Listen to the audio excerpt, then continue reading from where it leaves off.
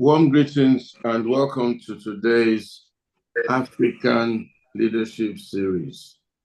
My name is IGHODALO, and I'm very, very pleased to be here with you today on today's edition of the Nigerian Leadership Series. Okay, so this is African Leadership Group. We're happy to be here today, and I want to thank you all for being part of our story. Okay, our guest today actually needs no introduction. He has been with us a couple of times before, maybe more, and every time it's been very productive, very insightful, and very educative. And he's a man who everybody knows is very passionate about Nigeria, very passionate about the Nigerian dream, and very passionate about the direction Nigeria is going.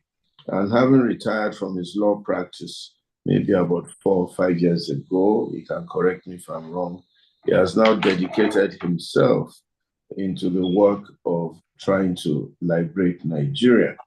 So this is our Nigeria. The date is 6th of March, 2025, almost 65 years after we gained political independence from our colonial masters. That was mainly the British. We're still where we are, a lot of infrastructure deficits, a great amount of corruption, a lot of underdevelopment, a lot of poverty all over the place, and a lot of fear and anxiety. And we're beginning to wonder if there's really any hope for Nigeria. Can we get out of where we are? And if we can get out of where we are, what are we going to do to get out of where we are? So we thought we'll do a series on Nigeria. Last week, we spoke with Mr. Femi Falana, and he was trying to tell us on a new way, a new direction for Nigeria. Unfortunately, he had to get on a flight, so we couldn't conclude our conversation with him, but it led us to have a very healthy and robust discourse on the table, and we're going to bring him back at some stage to conclude on that discussion. But at the point where we're now, is there really any hope for Nigeria? I'd like to welcome our guest, Mr. Dele Farotimi, a lawyer and an author, and recently reputed for having been almost sued or incarcerated for his book on the Nigerian judiciary. Fortunately, somehow or the other, according to him, Nigerians spoke up for him. Innocent Nigerians spoke up for him. And we began to put our foot down that some things are unacceptable. My dear brother Dele, you are most welcome. And thank you so much for agreeing to speak to us. I know that you've been a little bit shy on public engagements, but I guess it must be the kind of love and interest you have in what we're doing that has made you come out and speak today. Thank you, and thank you very much. First of all, commiserations on the departure of our Baba, Chibayo Adebanjo. I know that you and him were quite close, and I know that he had some plans and ideas for you, some of which you might know, or some of which I'm not able to disclose to you. But how has it been since Papa has left, and how are you coping? Well, good evening, Pastor Itwa. It's a pleasure to be with you again. Papa's death is a loss on multiple fronts.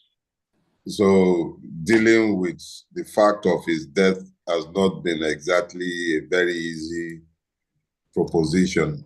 If a man dies at 96 like he did, one could hardly claim to be mourning. So I don't have the refuge of mourning to run into, but it's a very deep loss. I lost a friend, I lost a mentor, I lost a very dear friend. Let me just put it that way. He was a man with whom I could discuss any subject under the sun. And I didn't have to hide myself. I could be myself completely. There were no shades. It was that kind. So it's no matter the age, I lost a very dear friend. But I take solace in the knowledge that he lived a good life, and everybody, including even his enemies, have had only good things to say about him. And that counts for something. It's comforting to see that. So he lived a good life. Thank you very much for asking. I appreciate that. Thank you. Yeah, I know you and Baba were quite close. He really believed in you a lot, and so on and so forth.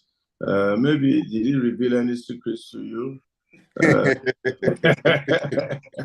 are not going to discuss those ones on. Maybe we'll take it off camera.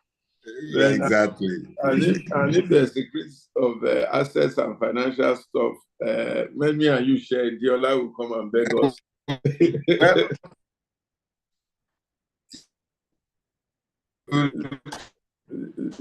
Diola is daughter will have to come and beg us. You leave the man in the time.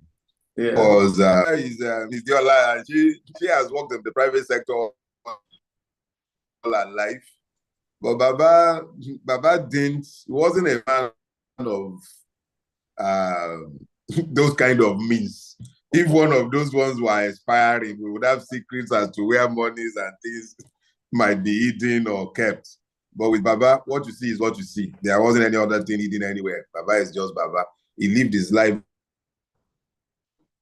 there out in the open. Had nothing to hide himself from nobody.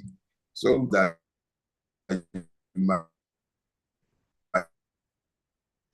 secret is just the secret of soul weapon and as your defensive shield as well. He exemplified it with his own life. So it wasn't something that was so hidden, but it was a reinforcement to see somebody live his life or marked by the truth, live to be 96, left at 96. Even his enemies are busy clapping. Now that says something about the kind of life the person lived. So that's probably the only secret that is not so secret that Baba shared. Thank you so much. So if you don't mind, we'll dedicate this episode to him. Thank you very much. Thank you. And ask that Nigerians also rise up with us. And we'll observe a minute in silence in honor of a truly great Nigerian, if we do not mind.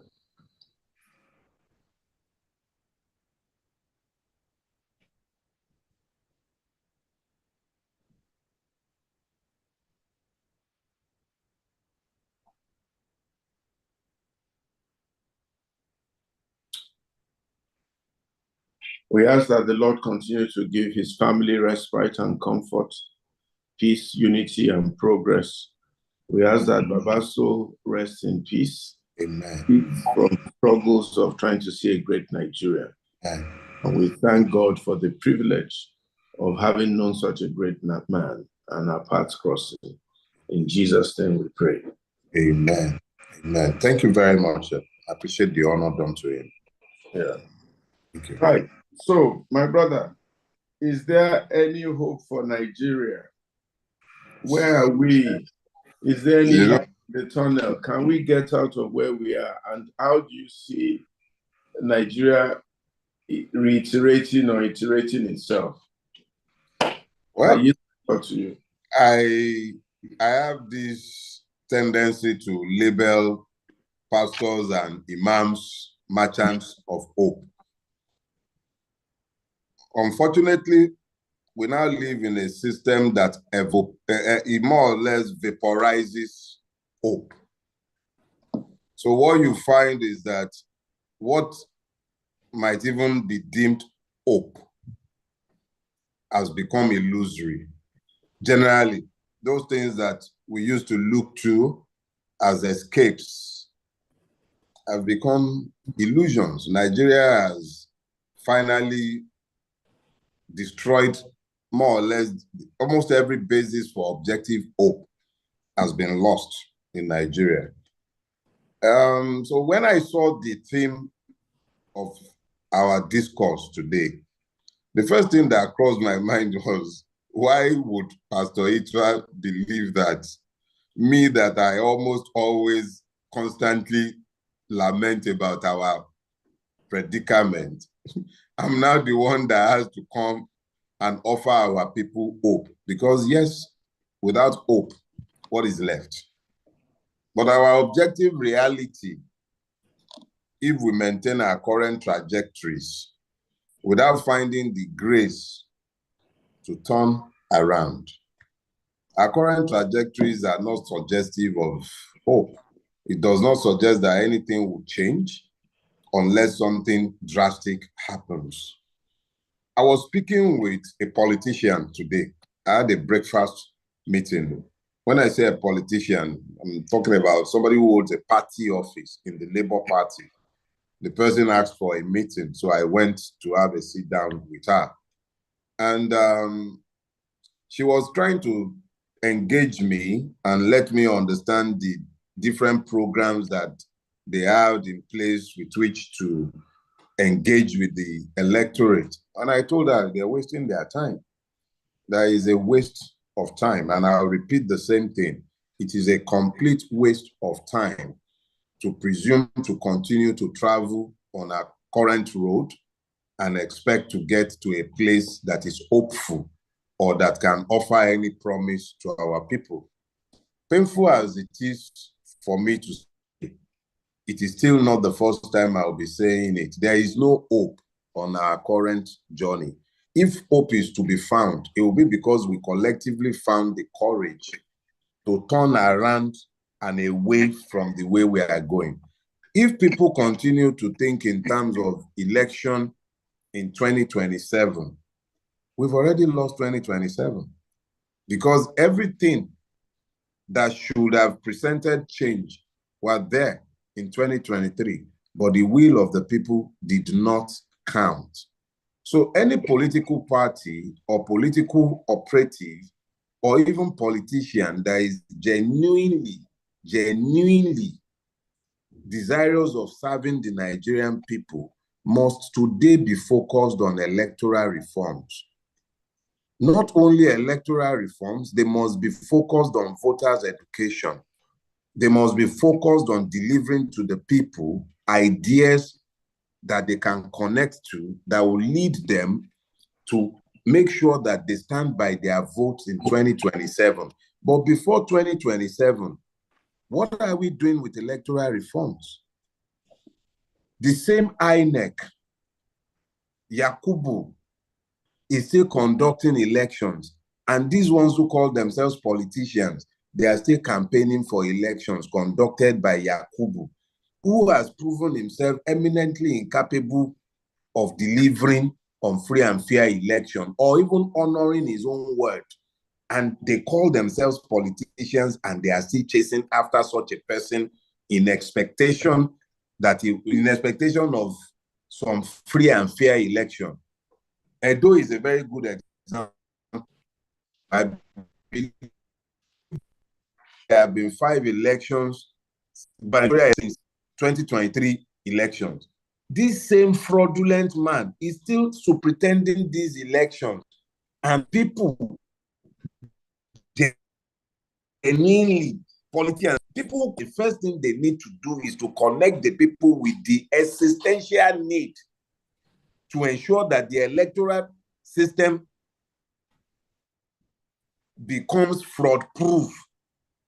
They cannot see the need to ensure that the judiciary is removed as a factor in election and the people are empowered. They are still busy spending money on campaigning for elections under a system where a wicked can nominate a resident electoral commissioner. And then how do I speak to hope in that kind of situation? So any suggestion of hope in the sustainability of our current trajectories will be delusional on my part. I might be many things. Delusional is not one of them. So I don't believe that there is any hope to be found in our current trajectories. But I am exceedingly hopeful because our situation is not as bad as those of many others who have already survived their hordes. Our own is that those who should be leading, providing alternatives, all these people who call themselves politicians who have spent billions on elections since 2023, If they are truly interested in serving the people, why have they not spent that money on campaigning on issues that matter to the people?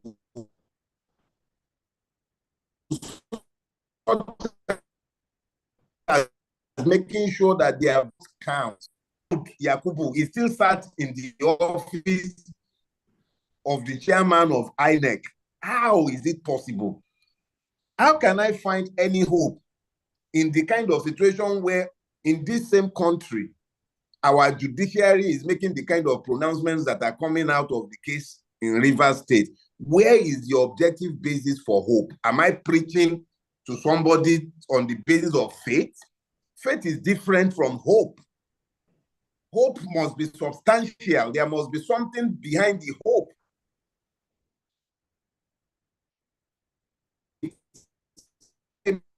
Entirely, unless I'm being asked to delude the people and tell them there is hope, when I can, every last one of my senses tells me that there is nothing hopeful about our situation. A few months ago, I remember warning Nigerians to keep their eyes on the Attorney General of the Federation. And I had my reasons for saying so at the time. Yeah, I think that was the beginning of the local government autonomy dance. I knew where they were going with it at the time. It's becoming evident. It's 2027 games. How in a federation, the federal government is the one determining what happens in local government, and this is under the administration of the man who made his street credibility as a Democrat, quote and unquote, by fighting for the autonomy of the state in relation to local government. How did we come full circle? How? And then all these ones who call themselves politicians, none of them are fighting these issues because they are not interested in empowering the people. They are interested in empowering themselves to administer the evil system that they all know to be evil, but they are willing to fight because it benefits them. So I'm sorry, Pastor Itua, I'll leave the preachment of hope to the office of the pastors. I am not a pastor, but I know as a fact that what I am seeing right now is hopeless unless we as a collective, as somebody just pointed out in the chat, find the grace to love ourselves. Understand that what we want for ourselves, we do not want it denied to our neighbor and on our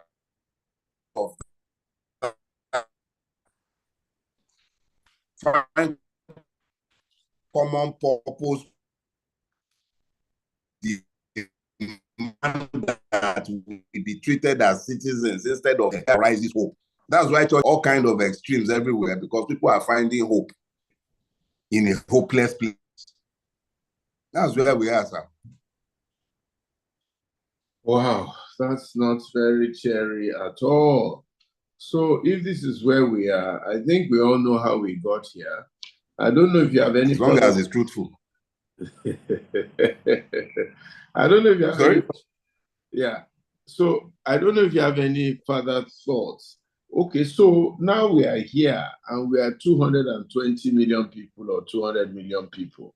What do we then do on a step-by-step basis?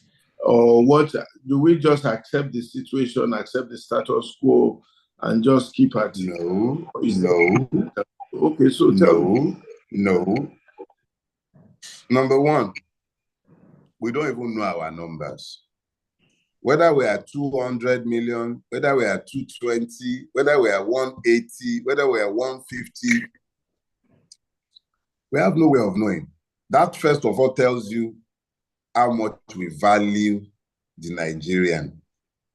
We just discount ourselves as a collective. There is no value to be had for the Nigerian. A country that places value on its people would at least make honest attempts at knowing they are not.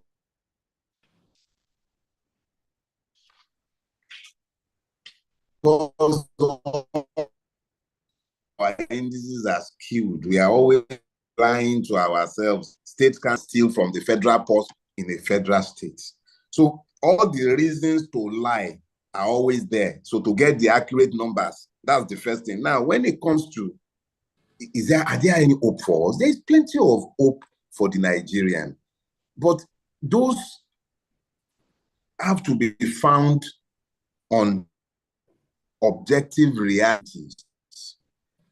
Where we are today, we're in a situation where some people have captured the Nigerian state, effectively captured the Nigerian state. What they cannot get out of the legislature, they can wrangle out of the judiciary. So the Nigerian people, the person who you call the Nigerian, is already placed in a situation where unless he binds together with others such as himself, who may not necessarily speak his language or worship God in the same manner as he does, or even necessarily believe in his ideology, even though they might believe in the common good, he would have to find himself in the other parts, then bandy around ideas. So when you ask this question, the key thing is that we must understand that there is no magic wand to be waved. There are no Voltrons anywhere. Dele Farotimi cannot do it. Let's even have 1,000 of me. If we do not find others who believe in the same ideas and ideals, we will still just be 1,000 madmen making noise in various corners of Nigeria. And I'm sure there are different ones like myself, but not necessarily all of them would have any microphone or camera in front of them. But we have to find ourselves. I'm doing what I can in my own little corner of this country. I know you are doing tremendous work both in this faith space and in this space as well. We will just all have to concert our energies and ideas, but it is critical that we at least understand where we are. If anything is going to change, it will be because we have made sure that we become the employer of the political class. As things stand today, the political class has turned the tables on us. We are not their employers. The reality is that we have been captured. Nigerians have become a defeated people. And unless they come to the knowledge of that and then fight to bring themselves out of their captivity, nothing will change. Look at me and you speaking Dogon Turenchi here. People are resigning in the Lagos State House of Assembly back and forth. Me and you are sat here. We are still speaking about our Dogon Turenchi.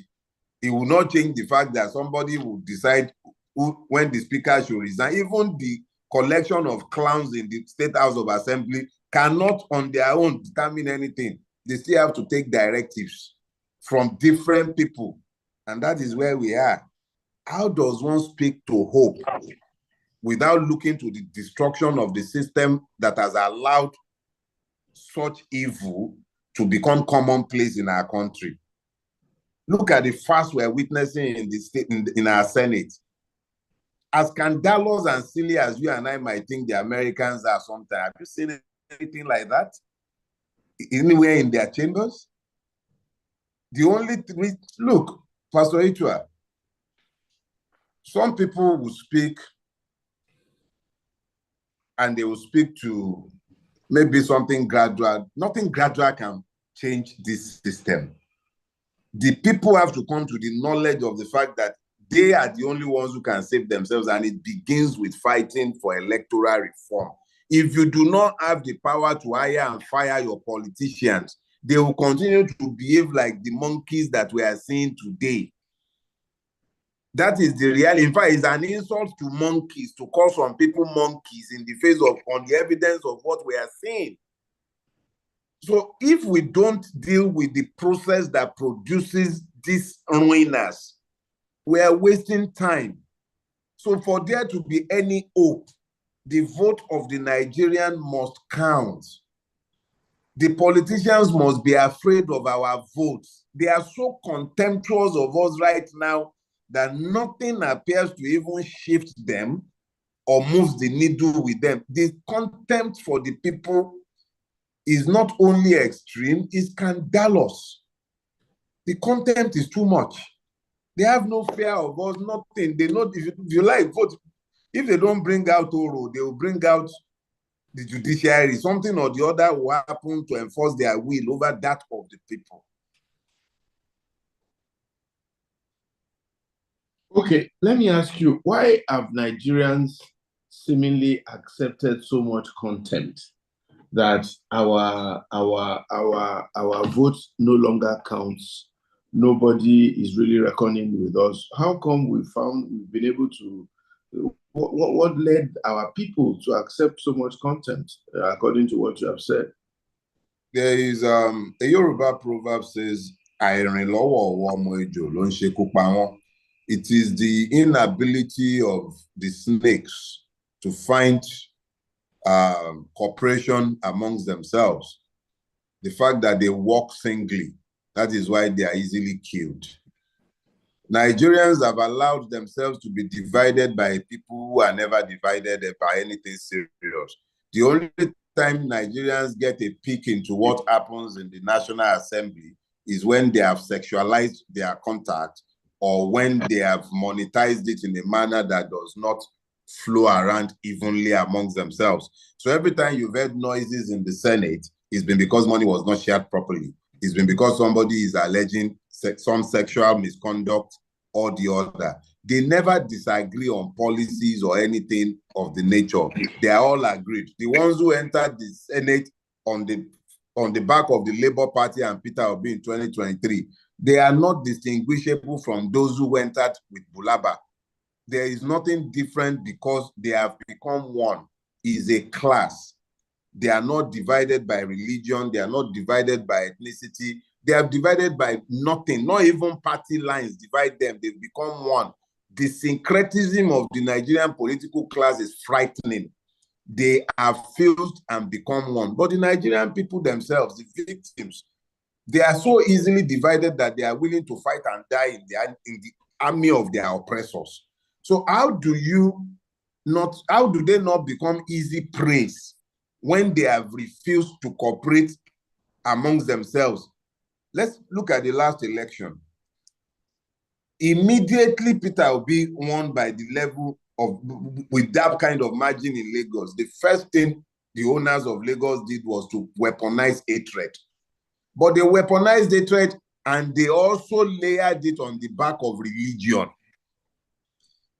Pastors, I can even understand imams because we are dealing with Muslim sentiment.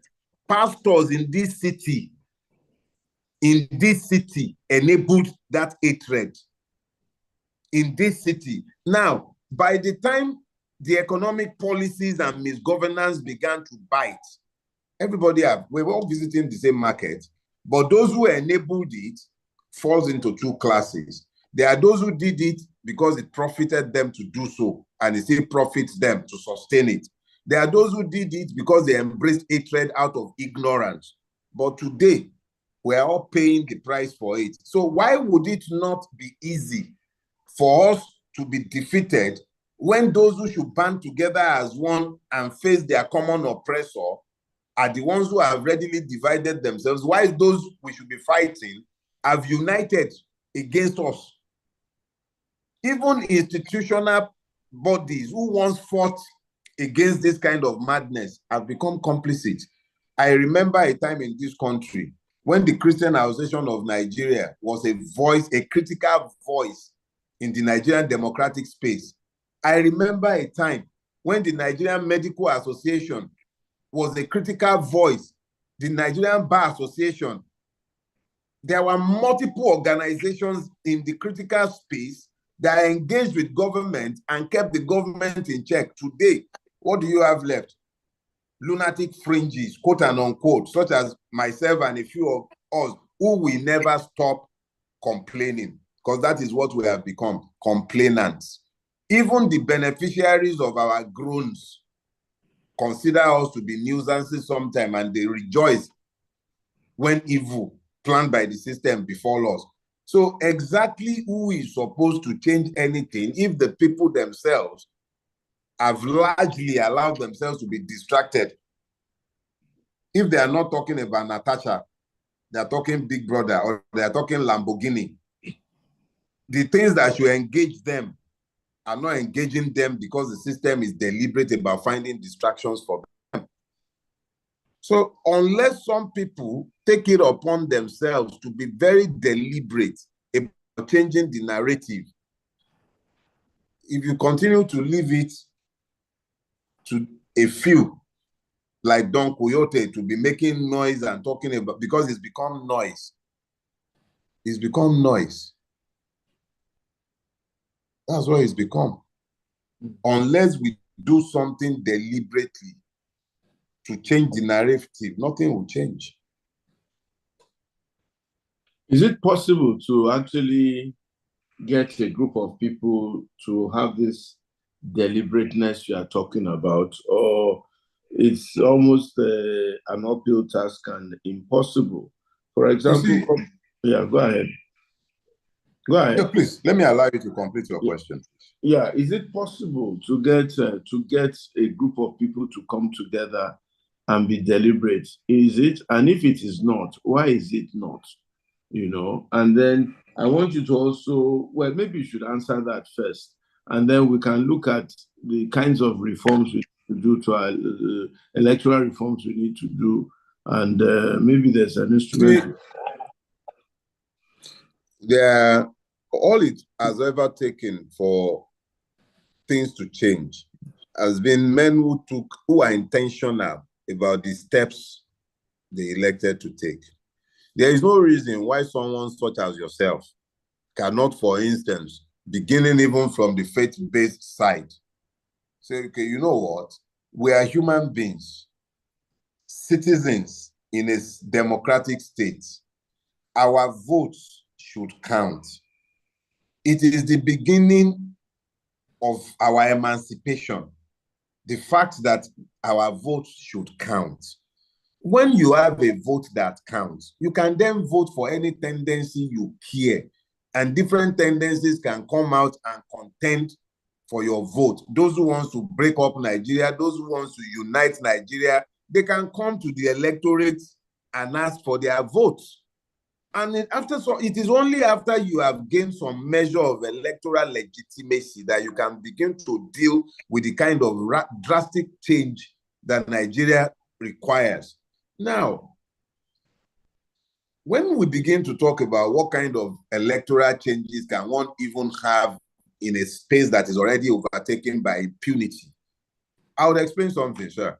In 2023, a lot of us were fooled into taking part in that election cycle because the sanctity of the vote was promised. They told us there will be transmission from the polling unit level to IREF, from BVAS to IREF. That was the basis of the confidence we found in the system that made us to engage with the electoral system. As late as November, December 2022, the fraudulent Yakubu was still coming out to deny any plan to jettison the use of BVAS. The key reason is because Nigerians had lost all confidence in the capacity of different morons that had occupied that office before Yakubu. So they had to promise the sanctity of the vote before anyone credible became connected with the process. Now, I came to the realization of why that was even very important after the election. I was the one that was supposed to collect electoral material from INEC in Lagos. Form EC8A, the form that was supposed to have been uploaded from the BVAS to IREF, INEC could not produce it. They couldn't give us a single one in the whole of Lagos State, in spite of the fact that we paid for it, and that is because they dared not to upload the actual result. So if we're asking for electoral reform, it must be compulsory as part of any electoral reform. It must not be left to the discretion of INEC as a secondary regulation made by that dishonorable collection of men called INEC. It cannot be left to them. It must be part and parcel of the constitutional requirement as contained in the Electoral Act if it is to be amended. Electronic transmission must be compulsory, and it must be done as per the prescribed form. That is the very first of the reforms that must be fought for. The second, as far as I'm concerned, is that Nigerians must be allowed to vote for independent candidates. The power of party delegates and these parties that are completely bereft of ideology must be broken. When parties get into whatever office, based on the promises they made to the people, let them be held to those policy positions that they might have campaigned with.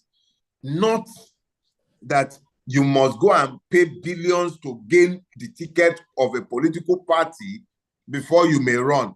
If independent candidacy was permissible in the First Republic, if political parties didn't have to have offices all over the Federation in the First Republic, why has it become compulsory that must be done now, if not to disenfranchise the Nigerian? So the second leg is that there must, of necessity, be a consequential amendment of the Electoral Act to allow for independent candidacy in the country. You might find a way to pre-qualify it, but it must be allowed. The third is that diaspora voting should be allowed. If the money of those who live in diaspora is allowed to come into Nigeria, surely their votes must count for something as well. So those are the three legs of amendments or reforms that I will be seeking, and those are the ones I will queue behind every day. It will not cure our problem, it will not make it disappear, but at least we'll be closer to having our will and not those of our enslavers constantly enforced. Would you think an independent candidate will be able to raise the kind of resource that is needed to run an election in Nigeria, especially when that candidate is running against one or two people that might have access to government resource? I mean, if they're already sitting in officials or politicians. I think to a very large extent, it is not only possible, it is more than possible. I had a ringside seat to an extent to the Obi campaign. And I know that even though the candidate was, in fact, Obi was more or less an independent candidate, if the truth be told. He was an independent candidate. There was no party structure behind him. It was the Nigerian people who rose up behind him in their numbers with their different capacities. So if you ever wanted to see a model of an independent candidate, it was Obi. If anything, the Labour Party was more of an hindrance than an help. They were not helpful. They were more of hindrances than anything else. So exactly what is it about independent candidacy that Obi's candidacy has not already established, if the truth be told? That is on one level. The second thing is this. It is not only the presidency that has led Nigeria into the mess that we are in. If a state is all that an independent candidate can win, that's fine. If it's a senatorial seat, just one senatorial seat, imagine that there was only one sane senator in that Senate, just one sane one, who has refused to eat of their corruption. Just one, who has said no and refused to feed from the teeth of corruption that all of them are sucking from. Just one in the House of Reps. Just one. Look at the number of people who entered the Senate and the House of Reps on Obi's coattail. What good have they done? Imagine that they were men of conscience, men and women of consciences who would stand behind what they professed. So I think the argument against it in relation to resources do not fly. It doesn't fly. Okay, you've made a very strong point there. Quite a lot of people seem to have come in on the coattails of Obi. They claim to be Labour Party members. they enter the houses of assembly or whatever it is.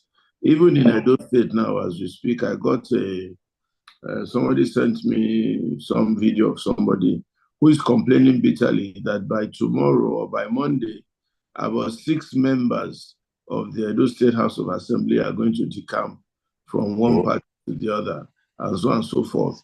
So are these people really sincere? And are they sure what they want? Or is it just to be part of the sole train of power at any cost and this and that? Where's the sincerity in Nigeria? What do you think? Pastor Itua, So, our situation is that me and you, we are looking at the fruits of an evil tree. We are not looking at the tree that is producing the fruits. If the Nigerian people are the primary employers of our political class, they will be responsible to our to our people. But the political class is aware that the people are not their employers.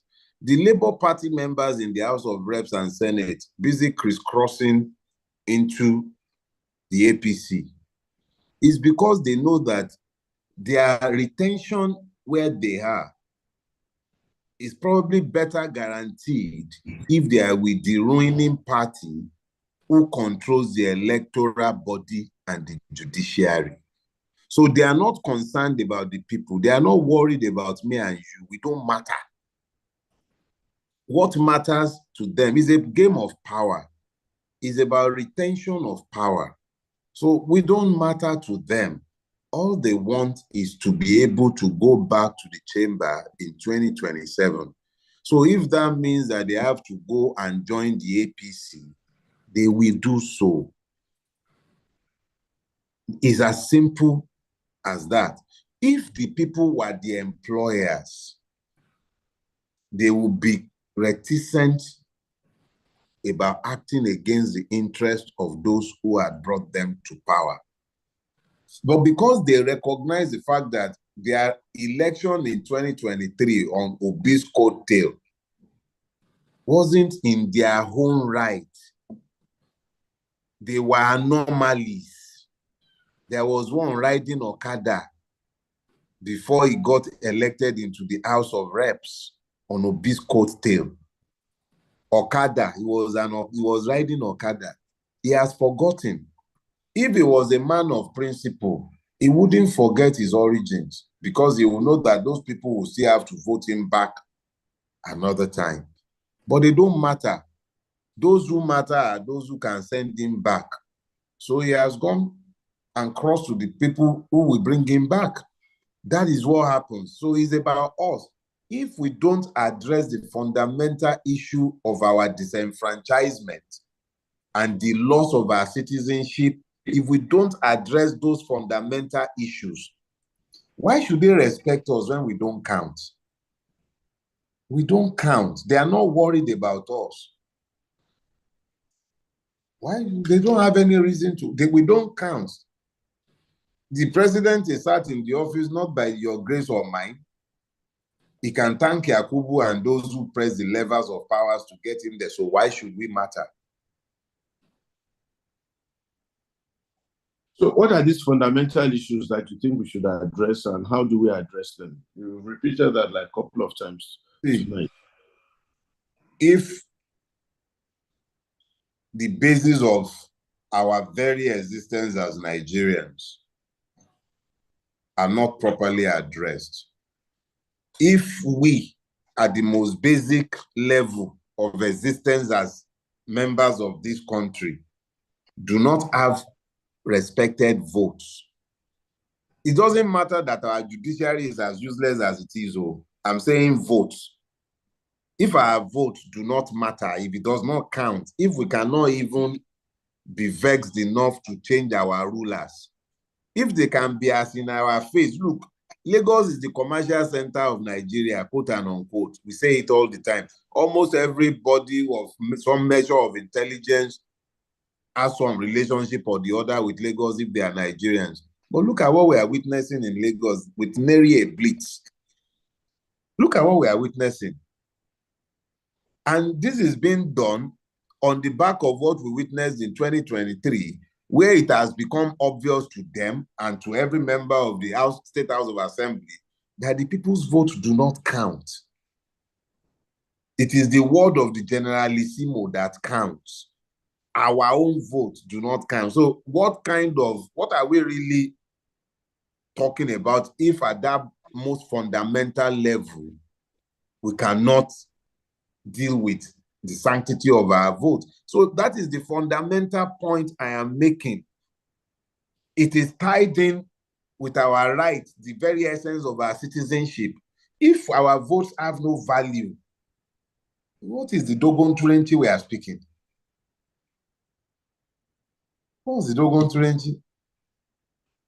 If we cannot resolve that fundamental question of, okay, election season has come. Okay, so maybe last election, we were all foolish enough to elect incompetent people into office. Okay, so another cycle has come. We should be able to at least be able to correct our mistake. But when our mistakes continue to correct us and refuse to budge, where exactly do you find hope in such a system? So as far as I'm concerned, whether you are looking to break Nigeria, whether you are looking for ethnic nationality, first thing first, you are already trapped here. Fight for your vote to count. Then propagate your ideas. Propagate your ideas. It is free men and women who exercises the right of choice. When you have even been deprived of the right of choice, what kind of highfalutin ideas can you possibly have about restructuring anything when your vote does not count at the most basic level? So I really think that all of us, whatever shade of opinion we might subscribe to, we should focus on winning back the right to choose who rules us. We should at least focus on that, get that back first. And then we take it from there. Any other thing we are saying, we are just deceiving ourselves. We are merely deceiving ourselves. If you are not going to carry, unless you are planning on carrying a gun, if you are not going to carry a gun, you are just going to have to come to the knowledge of the fact that the only thing left to you is your vote. If that vote is the only thing that is left to you, then you must fight for that vote to count. Okay, I'm going to hand over to Sonny and Jumoke now. Sonny starts first, and then we're going to take some questions and answers, and then we'll take it from there. But I still want to extract something from you. And I know you're a lawyer. I know you are interested in process and change and human rights and all that. If you were to look into a crystal ball, as we are today in Nigeria, how do you think our nation is going to pan out in the next 10 to 20 years? The way we are, the trajectory that we're going, the kinds of people we have, the fact that our votes don't count, the fact that we have some paymasters somewhere who capture or who have decided on what it is, and all these young people coming after us and everything. A lot of them have jackpot here and there. You know, if you are now going to say, look, at the rate we're going with all the parameters that you see, all the actors that you see, the natural cost of life that nobody lives forever, and so on and so forth, how do you think our nation will play out, leaving us as we are with all the present actors on stage? Well, you've asked me a most painful question, Pastor Ichua. I say most painful because the theme speaks to hope. And I wish I could speak to hope, but you've constricted my space for hopefulness when you said that I must speak to our reality, assuming that we maintain our current trajectories. What I can say, sir, is that if we maintain our current trajectories, Nigeria becomes a self-fulfilling prophecy.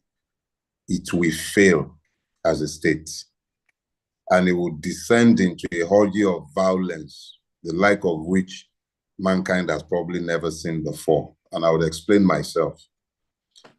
For at least the last 10 to 15 years, Nigeria has had a steady number of out-of-school children, numbering at over 10 million for at least the last 10 to 15 years. If you extrapolate and you accept our population at 200 million to 220, you're saying in effect that you probably have between 50 to 70 million complete illiterates who have had no training whatsoever of any sort. Nothing has been added to their brain except the putrefaction of our environment. Now, here is the danger of that. When you go to the word religion and you went to its root, you find the Latin word religare. It means to bind. If you found illustration dictionaries, you'll find that he has a small bird, the finch, with his wings bound. The purpose of religion is to bind the mind from straying away from accepted pathways, is meant to constrain the mind. Now, when you have religion layered on top of minds that have been left unformed, what you have is extreme reactions. That's why you have a wellspring of idiocy masquerading as religion, people transferring money into accounts, praying money into accounts, people moving from one toilet in one airport and finding themselves in the toilet in another country.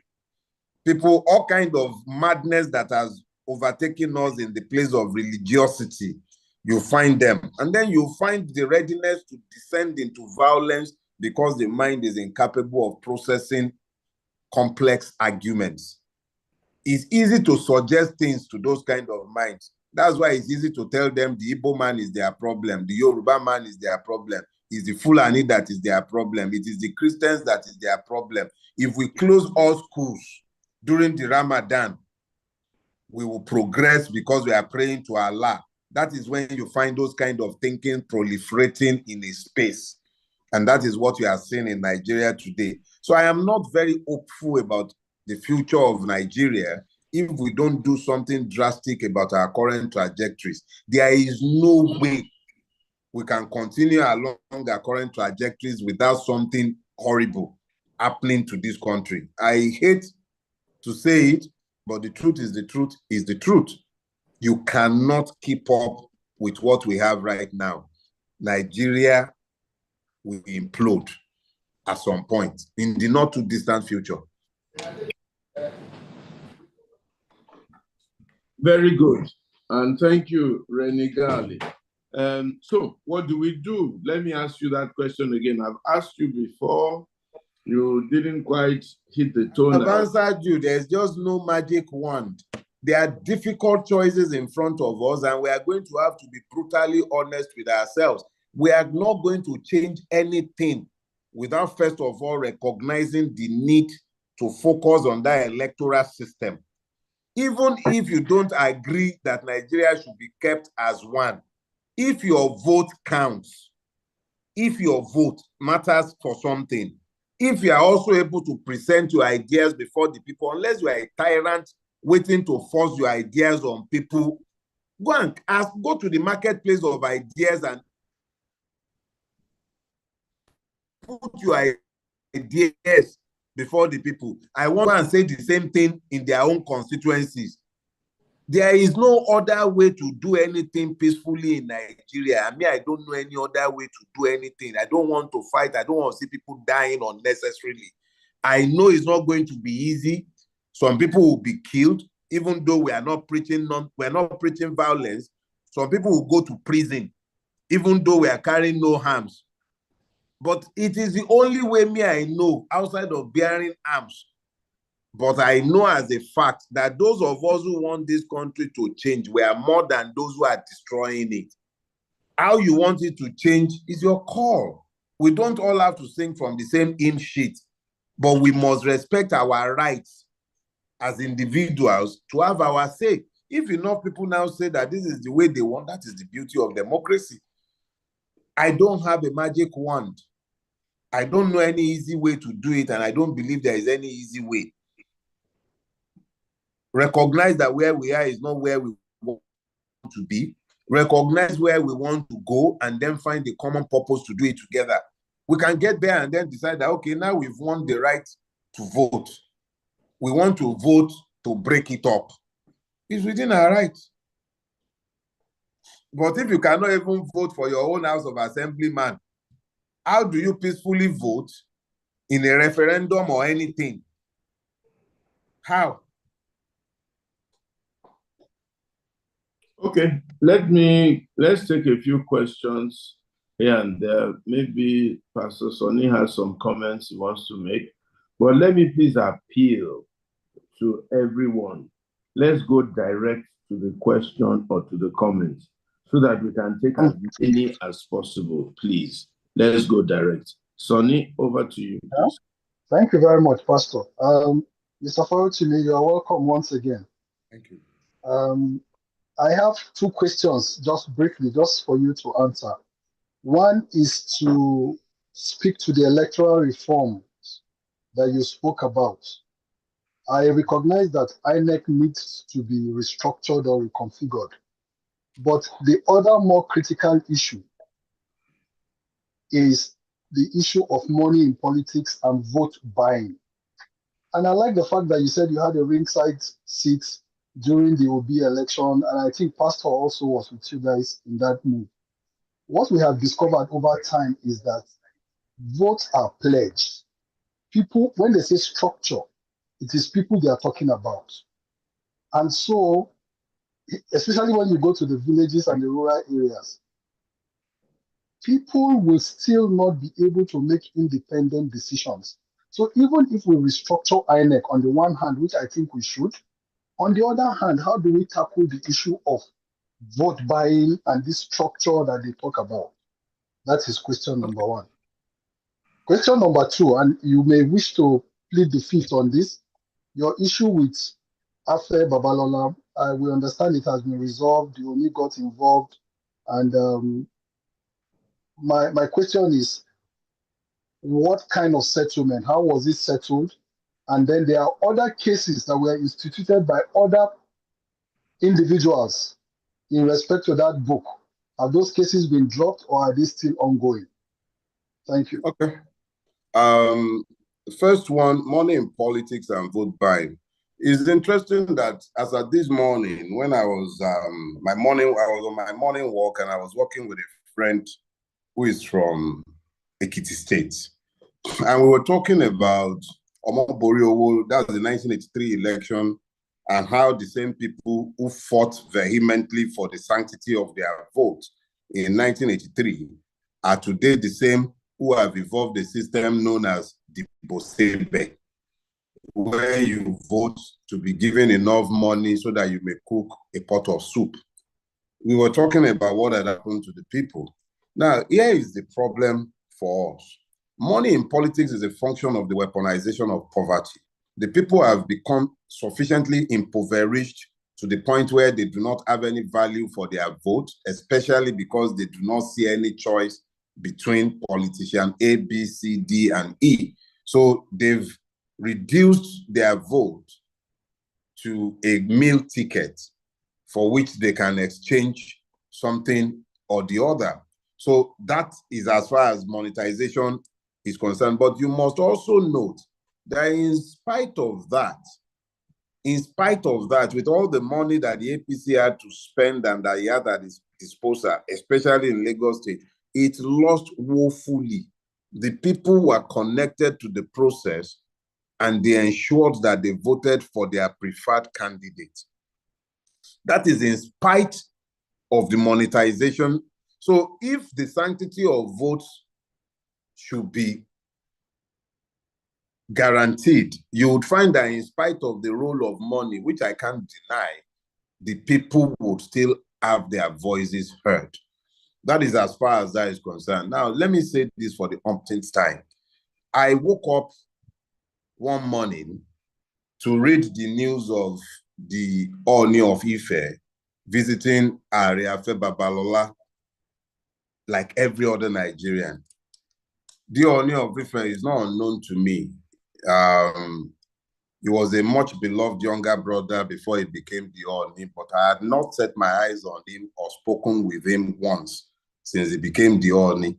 The last communication I had from him was when I lost my dad about 5-6 years ago, and he sent me a condolence message. So how the Ooni, out of the kind goodness of his heart, found the time to go to Chivafe Babalola, I don't know, but I know he definitely couldn't have gone to beg on my behalf because he didn't discuss the issue with me. I'm not sure. I really don't know, and I really would not want to speak to that because, in truth, it is really none of my business. I wasn't consulted. I have no business with it. But blessed are the peacemakers. And if the person who was angry with me says he's no longer angry with me, and I've never been angry with him. He was the one who was angry with me. So it is me who has now suffered the brunt of somebody's anger. Whether that anger is justified or not, eventually we'll find out. But I'm just saying, and please, let's just drop this there. I did not at any point have any discussion with the Ooni of Ife. I have no problem with anybody making peace, but it was not at my instance. I had nothing to do with it. And further to the Ooni's intervention and Chivafe Babalola's magnanimity, the police, look, let's leave this thing for now. Let me just say, and this is it once and for all, I did not know anything, and I was not party to the excursion to Ekiti. I know nothing about it. And as relates to others who are busy suing me, I'm very happy to defend those suits, and I'm considering a few of my own as well. So those suits are still there. All right. Thank you very much. I hope I didn't have to put you in a corner. We would. No, there is no corner to be kept in. I haven't spoken to the case. I'm a lawyer. If cases are before the court, you are not meant to speak to them. I acknowledge the existence of 4 cases by 4 different members of Chivafe Babalola's office.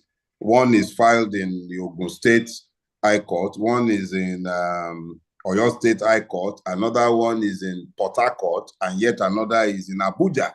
So the cases that have been dropped are the criminal cases, charges that were filed against me, both at the Federal High Court in Ado-Ekiti and the original one that led to my kidnap from Lagos that went before the Ekiti State Magistrate Court. Those 2 have been withdrawn, but the 4 different High Court cases are still there. And as I said, I am equally considering my own. So I'm very happy that we have those going on, but that's as far as they're concerned.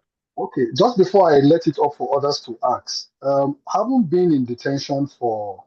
I wasn't in detention, I was in prison. Okay, 2 sorry, different things. In prison.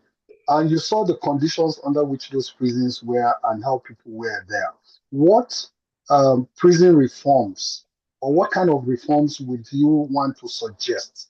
You cannot reform, you can't reform Nigerian prisons.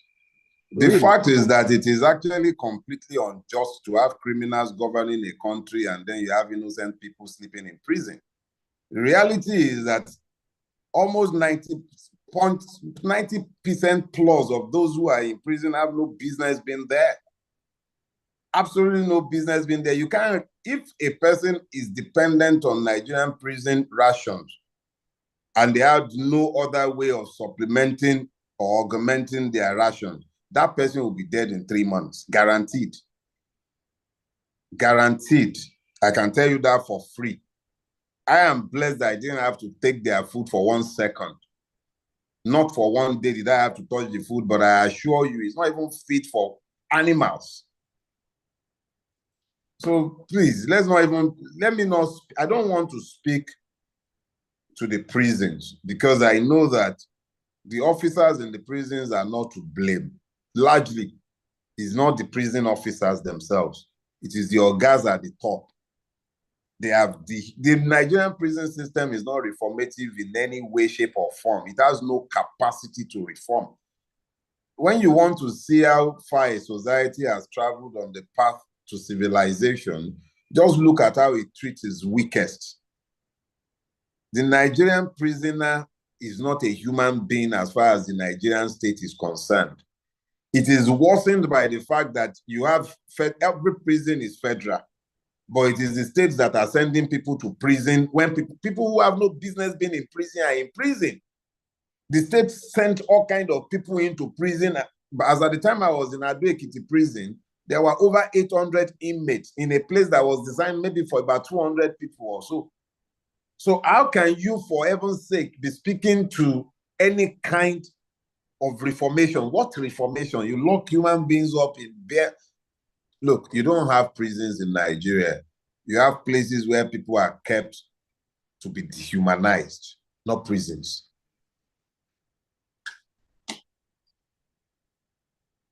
All right.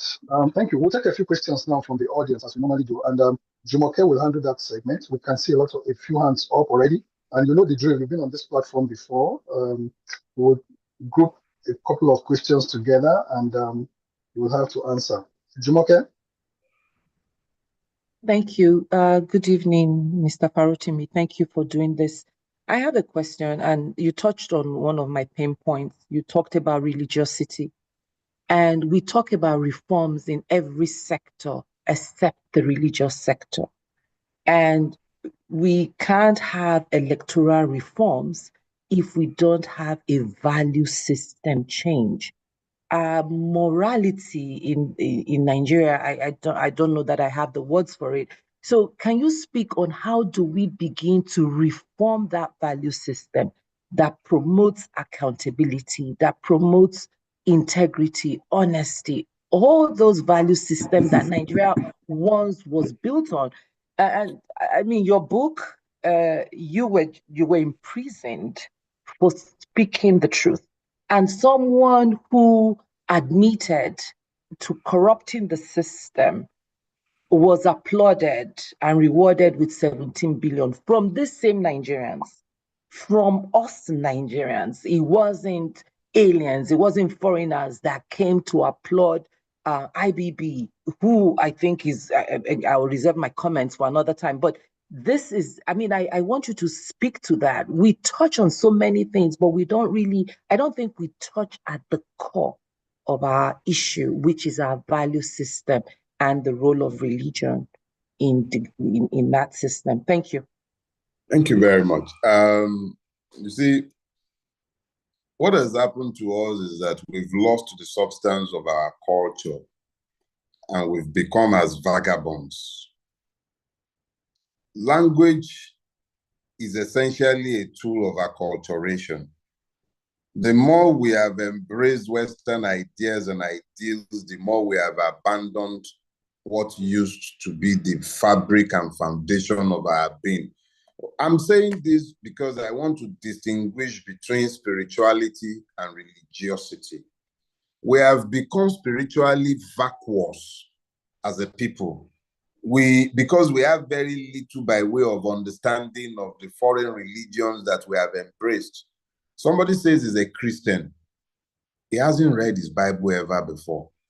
He's completely dependent on his pastor to tell him what is in the Bible that he carries around and places under his pillow, but never ever opens, or only opens on the basis of maybe the daily guide that he was provided by some distant pastor to whom he has ascribed some magical power and a special connection and road to God.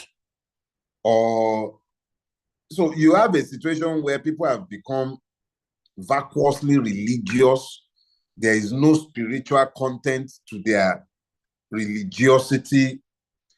They can connect to handkerchief as totem of faith, but they do not understand the place of sacrifice when you have to tell the truth and sometimes bear the consequence of doing so. No, everything has become transactional and they are willing to accept everything. They watch their parents accepting compromises. They've learned that it's okay as long as you can make your daily bread, even if you have to pretend that you are not seeing the evil that you can see. So we have compromised the morals of the society itself and become a most perverse people. As long as you have money, everything is okay. Just so long as you have money. I remember when we were growing up, they would talk about, I don't want anything once you. That's remember the son of whom you are. Even your father who does not have kobo will be saying, remember the son of who you are. And you know that he's not talking about him having money. Is that he has a name. There is a name to protect. Where are the names now? I went to schools with children of senators, governors, and it wasn't private schools. We were in normal everyday school. When we went to primary school in Ibadan, it was postal lottery.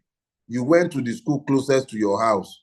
They will allocate you to the one within walking distance of your house. It wasn't about, if you like, let your father have all the money in the world. If you were growing up in Ibadan, in my generation, you went to the school nearest to you. It was only people who couldn't pass common entrance that went to private schools in my time. If you couldn't pass common, so we have, as a collective, inverted morality. We have placed money above everything, and it is only money that matters to us, which is why when you say that the values on which Nigeria was built not built on any values. Families and individuals had values that they passed off to their children.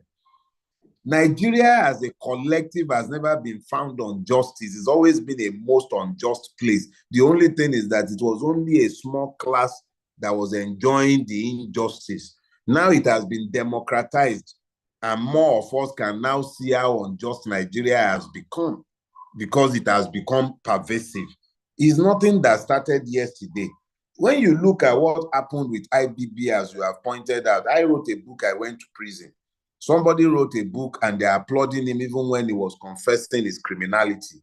The question is, who are the people clapping for him? They were his own kind, beneficiaries of a system that has delivered only evil. They are the ones who are busy clapping for him. You'll find the victim squabbling over the tidbits of plagiarized materials that he had in the book. Oh, the Igbos, it wasn't an Igbo coup. We didn't need him to tell us that. We always knew that. He didn't tell us anything new. He didn't need to tell us that Awolowo hated Igbos. We didn't need to hear that from him. What was it that he actually did? But the people who were giving him money and applauding him, they were his own people. He made them. They need to validate him. Even your current president, how is it different from the one he was celebrating?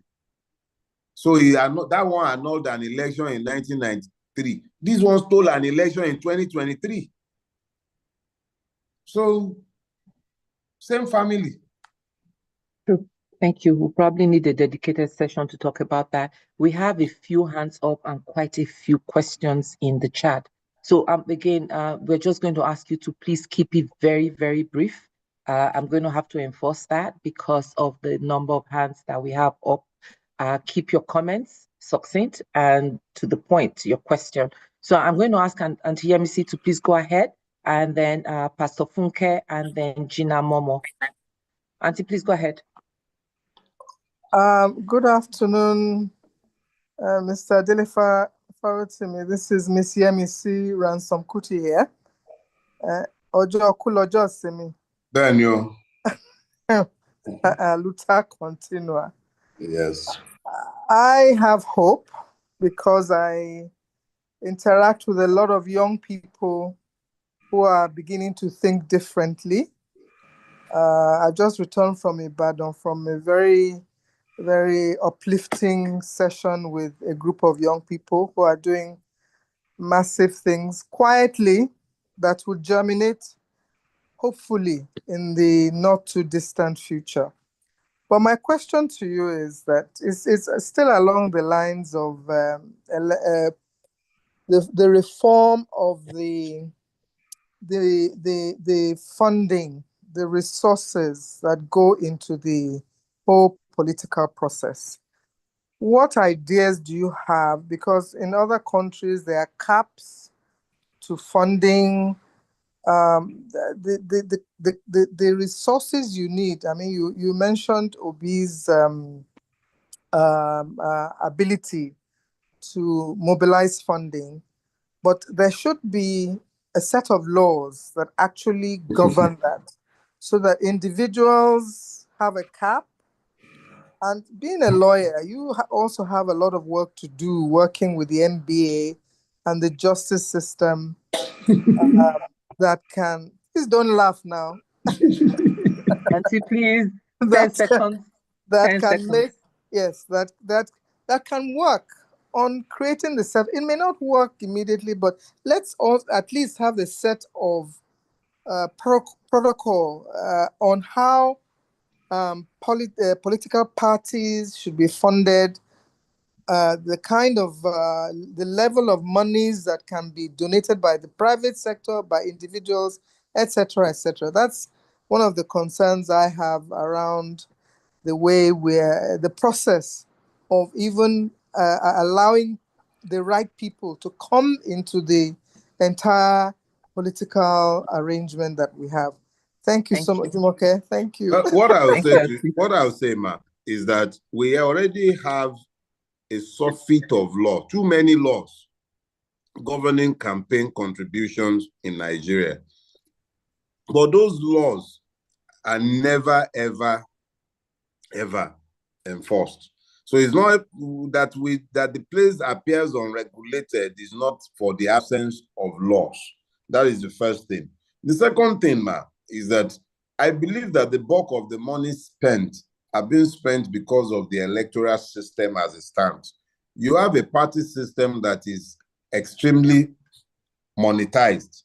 That monetized system makes it impossible for people to gain tickets, and it also makes it attractive for money bags to hijack the process.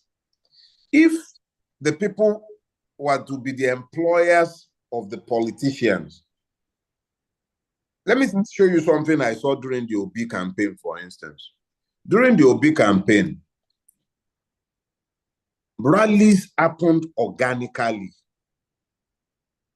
People rose organically. They were not mobilized with money.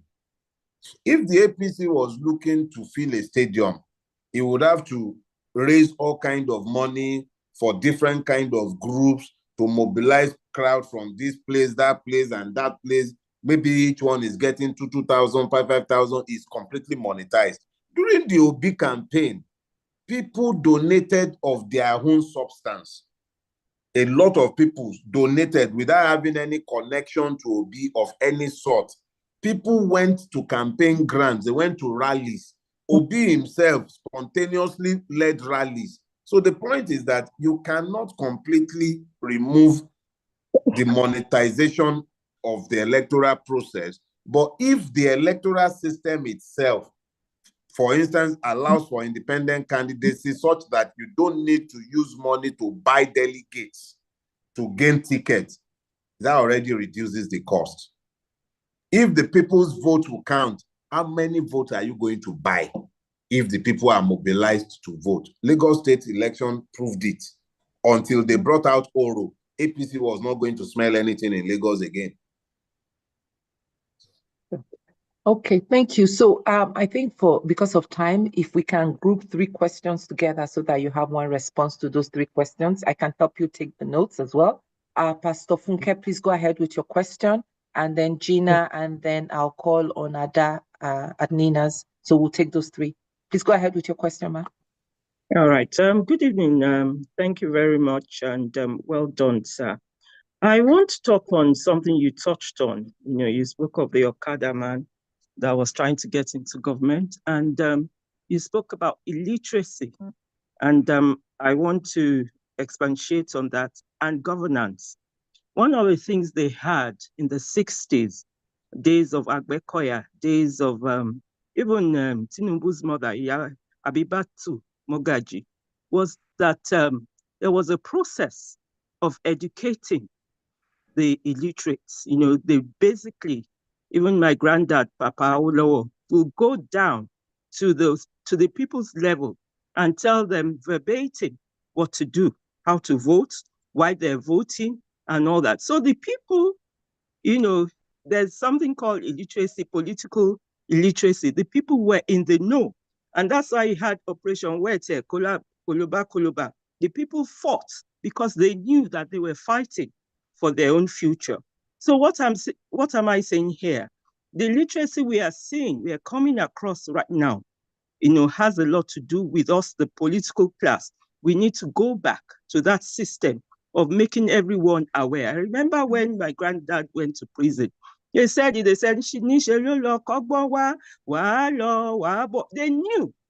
knew they were real politicians on the road and fighting for the future. And we need to get back to that, the basics and all that. Secondly, you said something about Peter Obi being an independent. 10 seconds, please. Yes, I was very much a part of that. And, that independence was a bit exaggerated because Labour Party was very much a part of that success. Thank you. Thank you very much, Pastor Funke. Can I have Gina Momo, please, with your questions? 30 seconds or less. Yes. Good evening, everyone. Thank you for putting this together, and thank you, Mr. Farotimi. I really have a question, but having listened to all that has been said, there seems to be, I think, maybe a misconception that of singling out the politicians. These politicians come from a pool of people, and we're all part of that pool. And I would rather that we look more deeply on the best way to address these issues. You've raised a few issues which are so clear that we never really had proper values as a country, as a people, right from onset. So it's not just that it's happening now, but it's just that as we have growth in population, we have more people, we have technology, it's now more obvious. What can we do? Are we able to individually and collectively start to change the narrative, set up NGOs to educate people, to transfer values, to start to help people to see things differently? Because I would say that we would wait for donkey years if we're going to wait for the government to do these things. They're going to just wake up to do it. But can we? And I think that the elite owes Nigeria. And they are in that place of being able to make a change. You can come to places where you have elite. Everybody is blowing their generator. Why can't they even come together? Why can't they even agree to run a common generator or source of energy? They wouldn't. So thank you, Ms. Momo, for your comments. Very well noted. Thank you. I appreciate that. Thank you very much. Adaninas, please go ahead. Okay. Good evening, everybody. Thank you for calling me up. I have listened to Mr. Dele Farotimi, and I appreciate all that he has said. And I would like to ask a little question after I have done my comment.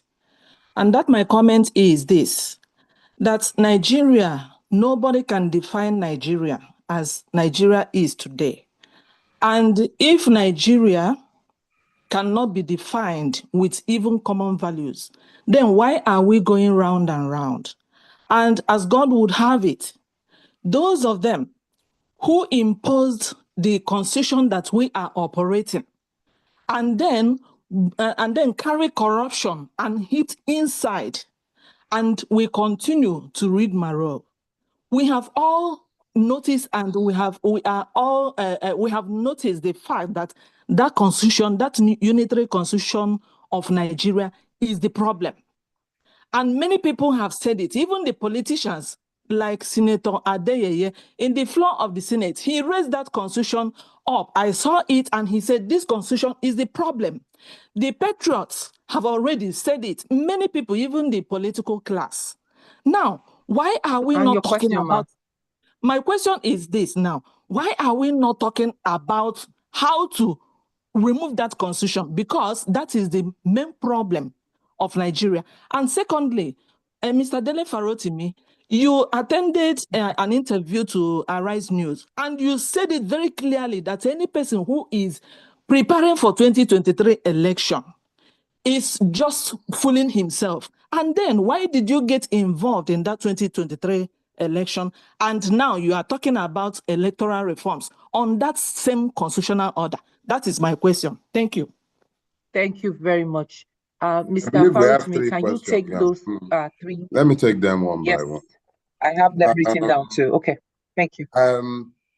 Pastor Aulo spoke about political education primarily, and she was also speaking about it in tandem with my earlier allusion to the same.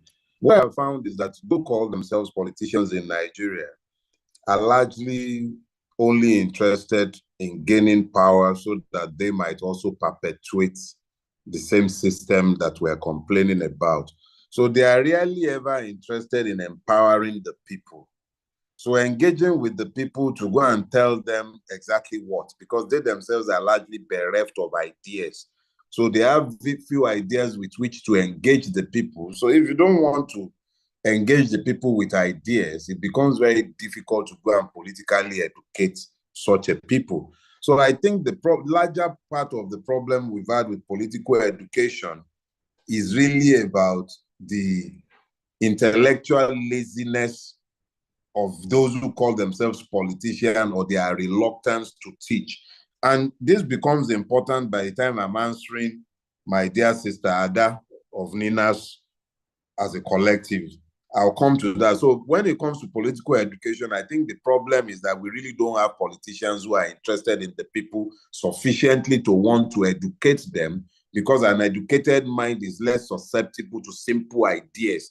You can tell people simple things. Oh, that one is your problem. That man is your problem. That religion is the reason. But when you begin to explain complex things, it becomes difficult for somebody who does not even have the capacity to appreciate the nuances of an argument.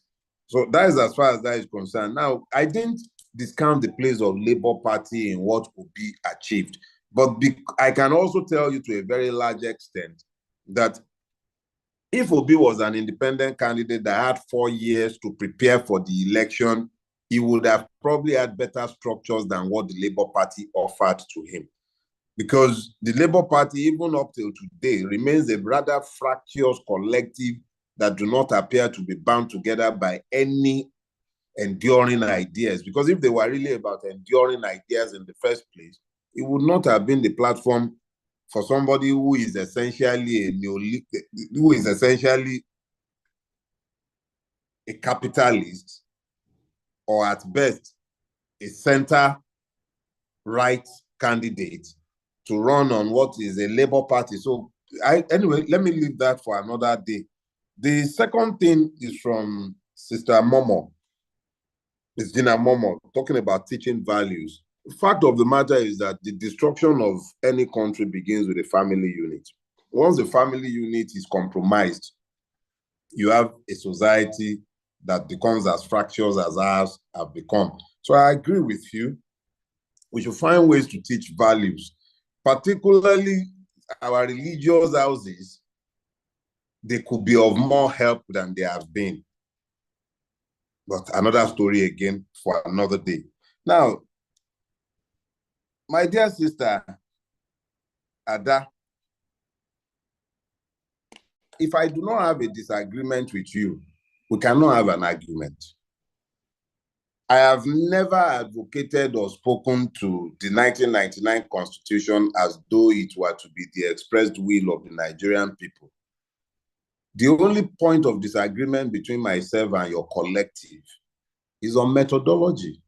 I have never argued in support of the 1999 Constitution or argued for its retention. I've always admitted that it is the most fraudulent document. Having said that, I'm also a Democrat. It is my firm belief that if the poor are properly educated and mobilized, as imperfect and defective as our electoral system is, it still represents the least violent way of gaining power.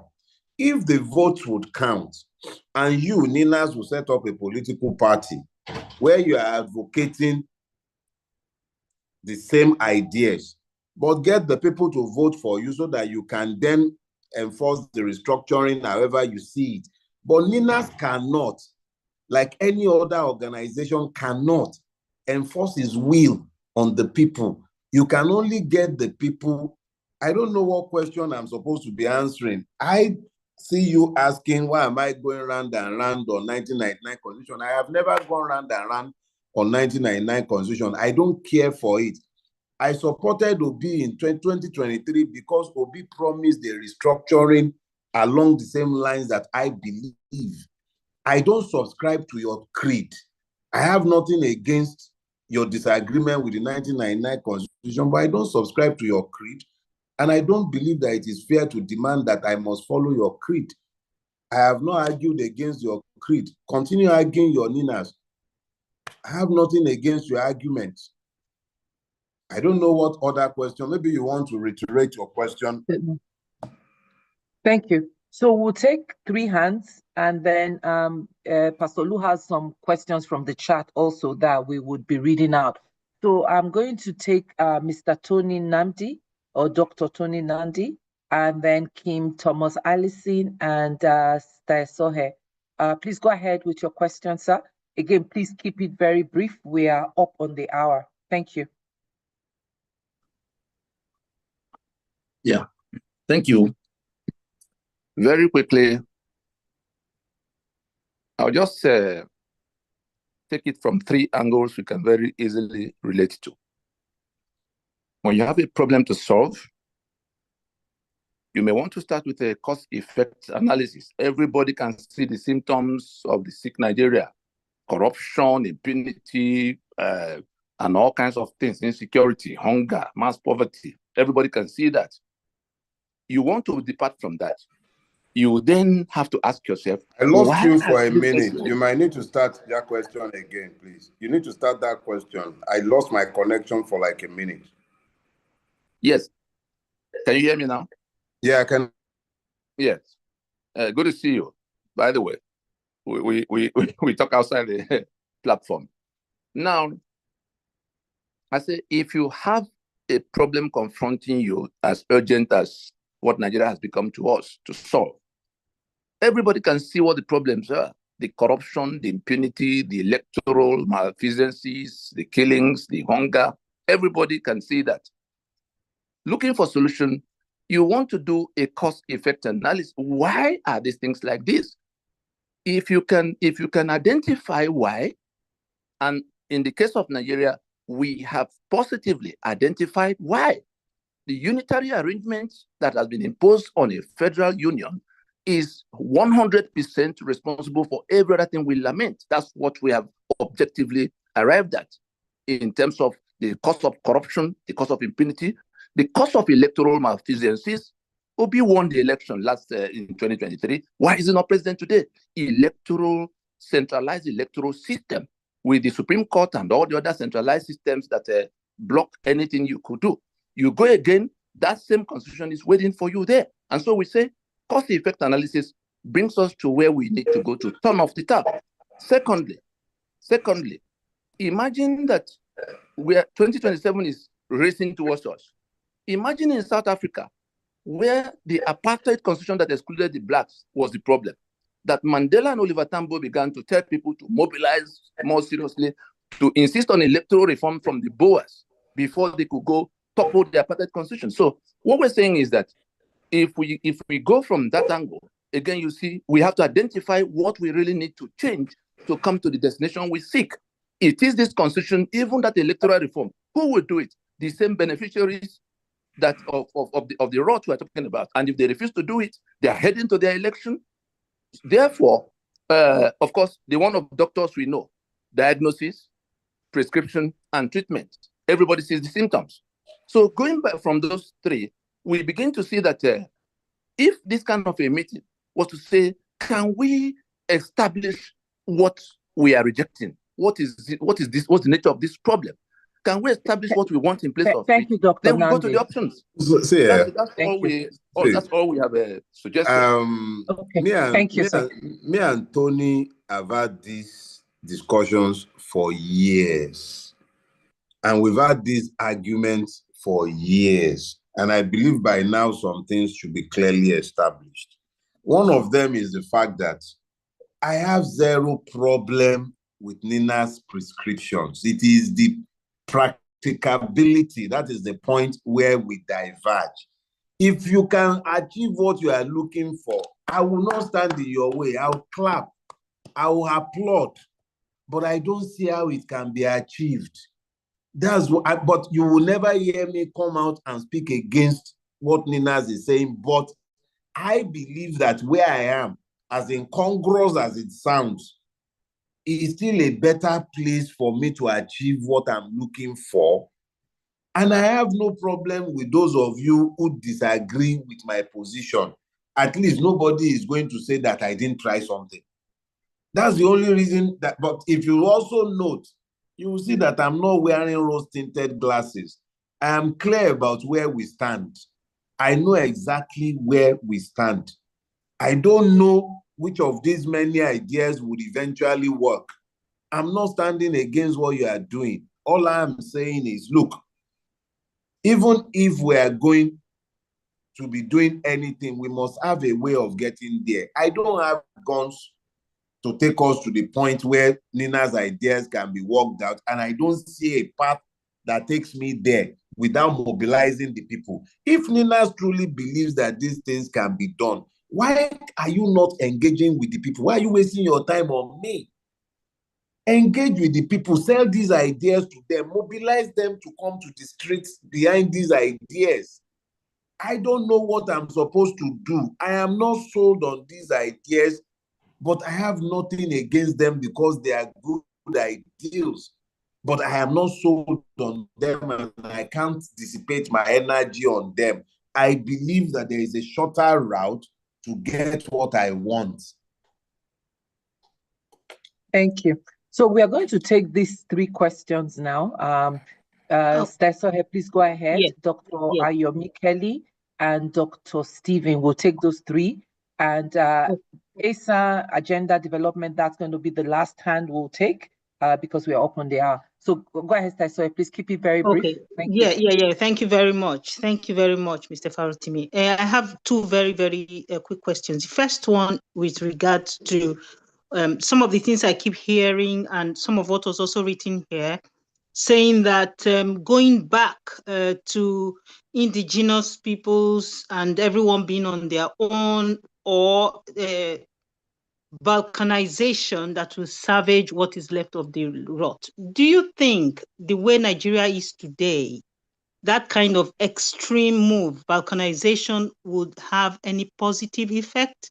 That's my first question. Second one is, seeing what has happened today, for instance, in the Nigerian National Assembly with the woman that was thrown out, one of the very, very, very few women in that position, was that a legal action under the Nigerian Constitution? And if it was not, what would you suggest as the best way to go about addressing that? Thank you. Those are my two questions. Thank you very much for that. Dr. Ayomi Kelly, please go ahead. Thank you so very much, ma'am. Do appreciate your time and my time. Congratulations, Tony Farotimi, on your time with us and things that you've done in the past. I read a lot about you. My question goes this way. You spoke about the prison system in Nigeria. With your experience about this system in Nigeria, what advice can you give us on how to rescue our brothers and sisters behind the wall in Nigeria, because we have some tools to do this job. Thank you very much. Dr. Ogida, please go ahead with your question, sir. Thank you. Thank you very much. Can you hear me? Yeah. Thank you very much, Mr. Farotimi. You are doing a fantastic job. But my simple contribution is that majority of Nigeria will not agree with your solution to this problem. We need to find a solution. And let me tell you, voters in Nigeria are divided into four. There are those people you classify as vote and cook a pot of soup. There are those people who are ready to struggle like you and everything and make sure they go and vote. Majority ambivalence because they made the system very difficult for them. My solution is this. They need to allow online voting.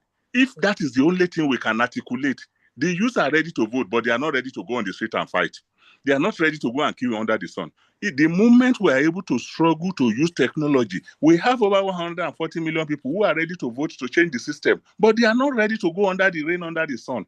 Technology can make us to achieve this solution, and we can get it done. You agree that democracy is the best option, and we agree that our votes must count. For our votes to count, we must be able to use technology to drive it. Thank you very much.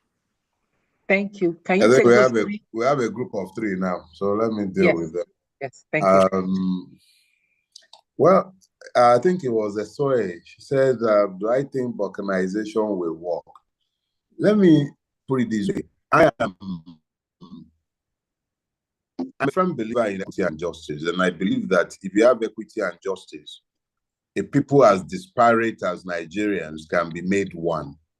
But in the absence of equity and justice, the people that are essentially one, like Somalians, would eventually crumble.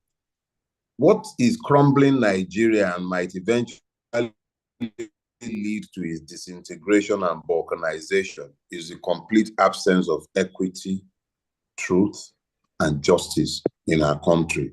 So even though I do not believe that balkanization would work, because I do not believe it will solve our problem, I believe that Africa's problem, Nigeria's problem, the problem of the black man will be solved only when we have a common state within Africa itself.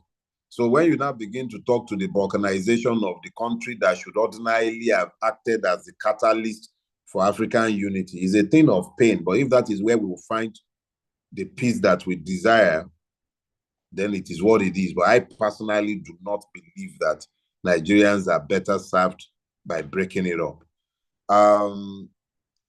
Natasha's expulsion, as I spoke to earlier on, you would understand that it is only when they have squabbles within their family that me and you get to know what is going on in the Senate or anywhere.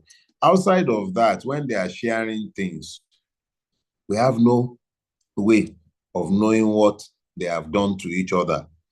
But when they are quarreling over something or the other, we get to hear. There is nothing legal about what was done to her. But again, since when has legality ever been a constraint binding any one of the lawless people sat in our law-making chambers? So if it's about legality, there is nothing legal about what was done to her. It shouldn't have been. There are multiple levels where what happened shouldn't have happened. But that is where we are. Dr. Ayomi, you asked, how do we help those behind bars? The fact of the matter is that one of the key reasons why we have so many innocent people behind bars in Nigeria is actually the denial of access to justice. You have people in prison, for instance, who have not been in court in months.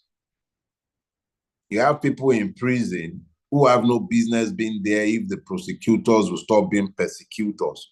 I know a guy, for instance, who was in my cell. He was charged with murder just to make sure that he wasn't going to be able to get bail on time because there was no ingredient of murder in the charge. The person who died was 84 years old. The guy is a doctor. The person died post-operation in a government hospital. But he was charged with murder simply so that the capacity to make bail will be constrained.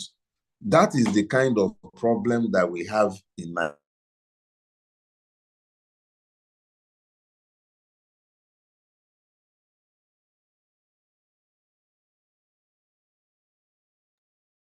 Did we lose Mr. Farotimi? Okay, you're back now. I'm here. Oh, Okay. are you not hearing me? Well, maybe it was me, but it froze for like a second. You're frozen for a moment. Oh, Okay. maybe that's the network. I don't know at what point I became frozen. But I was answering Dr. Ayomi's question on how to help those who are behind bars. That was where I was.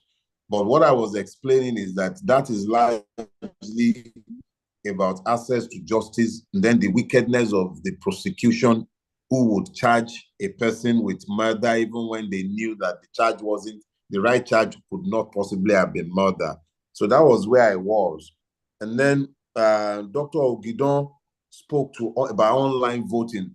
Truth of the matter is that anything that makes access to the poll easier for the people should be applauded.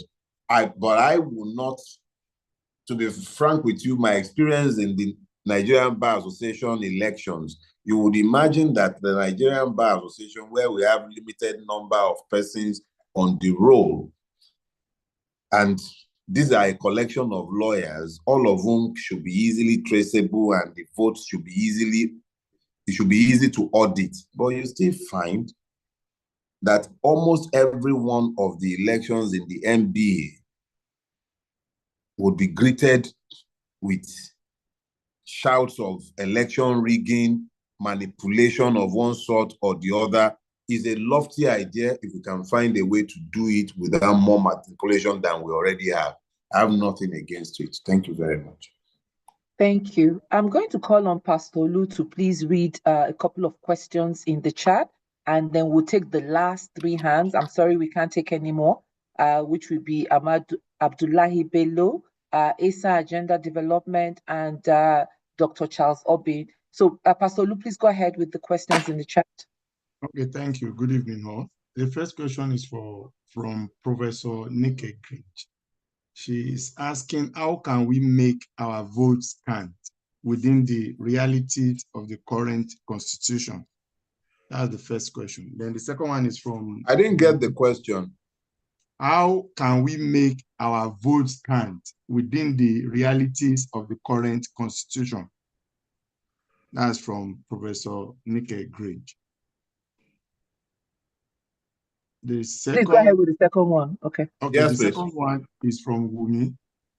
She said, in a saner society, the book that IBB wrote and the plethora of expositions he made, should he not be cooling his heels in the gulag? That's the first question. The second, you mean?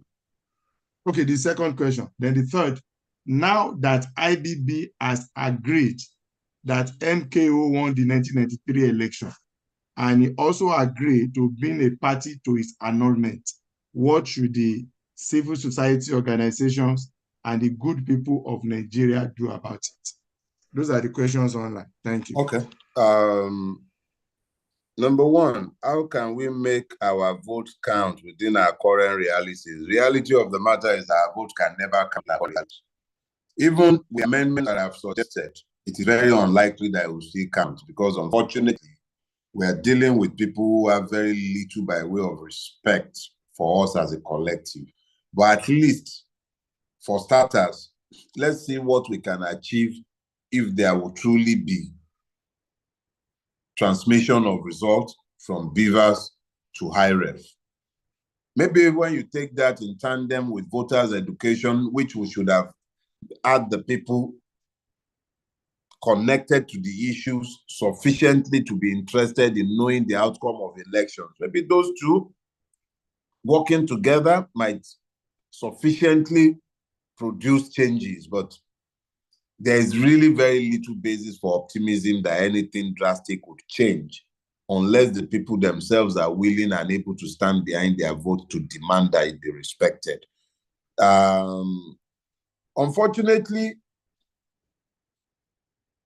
those who rule us today are much worse than IBB.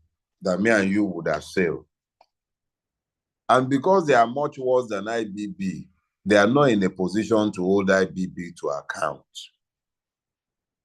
If we say that IBB should be punished for what he did in 1993, question is, which one of those who are beneficiaries of our exertions in 1993, aside from Chief MKO Abiola himself, who is today dead, how many of those beneficiaries are still not the one in government today doing much worse than the person that we would have punished? So what we have is a situation where we have a succession of people who have been worse than those they succeeded. So unfortunately, we are not in a place or a space where we can do anything in relation to IBB as at today, because its kind are the ones in power. I think there was one more question that unfortunately I can't recall now. If you remind me, please. I think there was one more question. Pastor Lu, do you remember the last question? I The don't last think one says that now that IBB has agreed that MKO won the 1993 election, okay. And he agreed to being a party to his annulment, what should the CSOs and the good people of Nigeria do about it? You see, once upon a time, when we were fighting for the 1993 election to be validated and his winner sworn in, there were many organizations that stood tall. Most of those organizations and individuals have become complicit in today's mess. They are not in any position to demand anything of IBB because they are even much worse than IBB themselves. So unfortunately, we are in a place where it is the people who are the net losers. In 1993, we're in a place where they are the ones who are in any position to be making demands of IBB and the system, the beneficiaries of IBB who are busy donating money, who are telling us about how they were getting mining licenses for 1 million naira. Whether that 1 million naira was even paid into private coffers or state coffers, we have no way of knowing. So how can we expect the beneficiaries of stealing to punish the thief? So I'm sorry, I don't see anything happening to IBB in current Nigeria, regardless of any confessions that he might have made. The beneficiaries of the evil to which he was confessing are the ones in power. So I see nothing. That's just the reality. Nothing will happen to IBB for now. Thank you. So we'll take the last set of questions and then we'll close. Abdullahi Bello and Asa Agenda. Dr. Charles, your hand is lowered. I assume you don't have a question anymore. So please go ahead, Mr. Bello, with your question. Yeah. Hello, good evening. Thank you so much, sir, for your time. So I wanted to get some clarification on, you made a comment about how religious organizations can also help out with this, because I do believe it will be a holistic approach towards this. I do agree also religious organizations should help out. And what have you been doing if you actually agree? What have you been doing with religious leaders? Because as we see, it's a very religious society, but we don't see the reflection of the morality in religion. Both Islam and Christianity takes about 50%, 30 to 50% is morality, but we don't see it reflect in our society today. But the religious leaders, I do believe, can do certain things about it by actually talking more about the morality embedded in religion, which is a vital part of it. So what have you been, since you do agree, because you made a comment about that, are you working with religious leaders to also see that happen? And what are your views when you made that comment? Thank you. Asa Agenda Development, please go ahead with your question.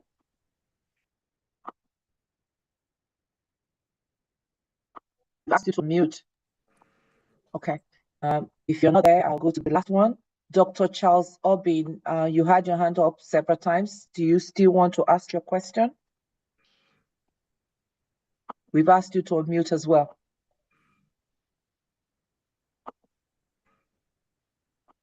Okay. I guess. Are you able to unmute? I think Dr. Charles is not on the call again. He is on here. Okay. ASA, and let me take ASA agenda again. If not, then we'll go ahead and have you answer that last question. Let me just try ASA agenda. We've asked you to unmute ASA agenda. Please go ahead and unmute now.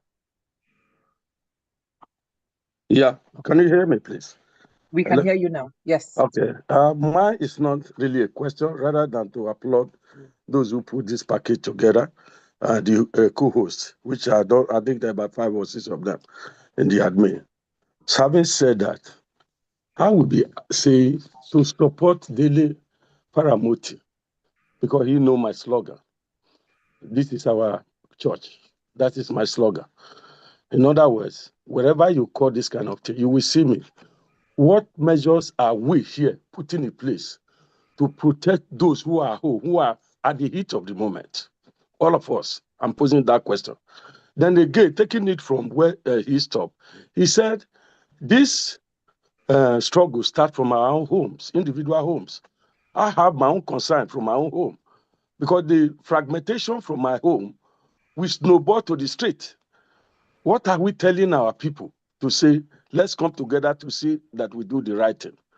So where I base here, Pastor IGHODALO is hearing my voice, because my real name is Dominic Ariata from Edo State. He know that. And he know when he hear that name, what we stand for. And I know what he stand for. Dear Mike Obumese, who is now late, who nurtured me over here. So what are we doing individually? We cannot see that there are so many things on the ground. In UK here, where we base, what do? We ensure, personally, I do not know any other person, wherever they call Nigerians call for this kind of forum, when they are talking of something good, not something negative, I'm always there to see how I can lend a hand. I move from university to university to, teach people to say, look at what's supposed to be done. Bearing in mind that majority of people who are coming from Nigeria down to this place, they are people from affluent homes. Perhaps majority of them, their parents may have soiled their hand into where they don't supposed to put. The question I pose to them, do you see this environment? Is it not good? They say, yes, it's good. If it's good, what are you telling your parents? Because I know you may have changed the sum of 200 something million down to this place. Others have not gotten it. Compared to the salary that your father or your parents may have taken to bring it over here. Yes, it's good on one side. Yes, it's not good on the other side. Then again, lastly, what I want to point on is that how do we do it to ensure that each problem that comes, all of us collectively, we come together to deal with it? We are hearing so many problems now. And our elder statement, who will handle this thing, and no more. It's only Dele Farotimi and few other ones I could mention now. Than IGHODALO. What measures are we putting in place to protect these people so that we can at least come together? When you are solving mathematics like simultaneous equation, all you do is to select like terms to one side of the equation, your like terms to the other side of the equation. Then you proceed.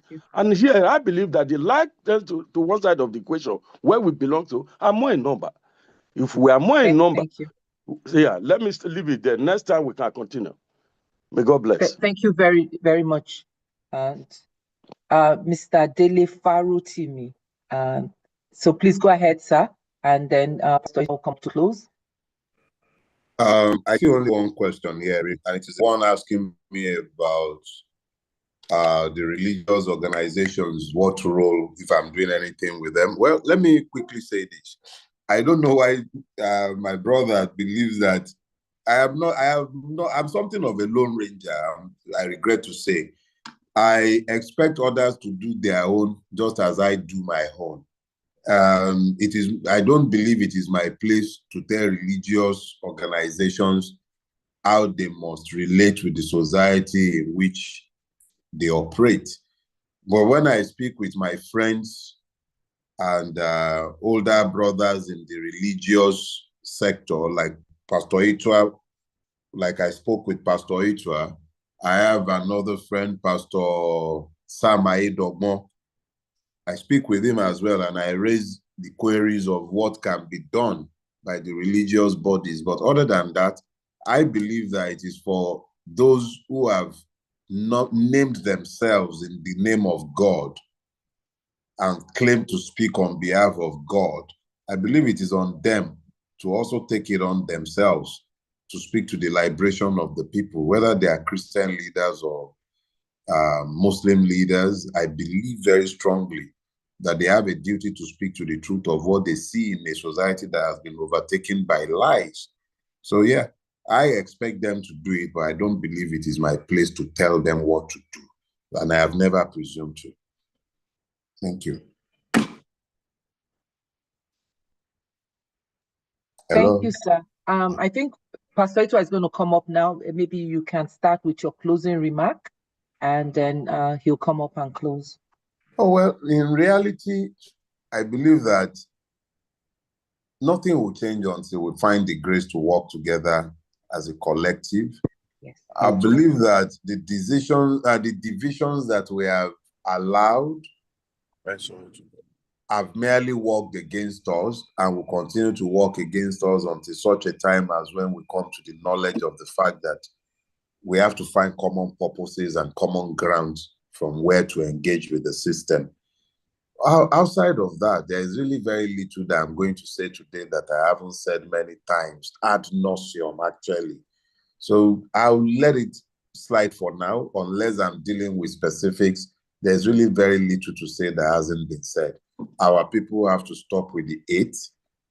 They need to find common purposes.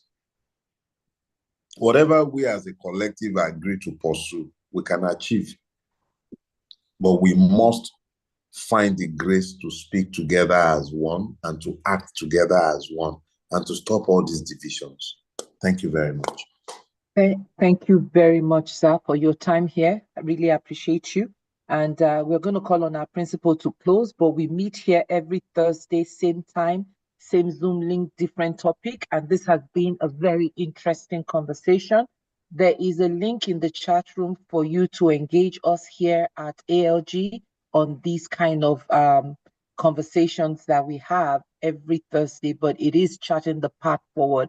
And from what I heard today, there is hope. There is hope if we're collective and if we're intentional about those change, taking responsibilities as individuals to begin to make those changes that are important to us. Thank you, sir. Over to you, Mr. President.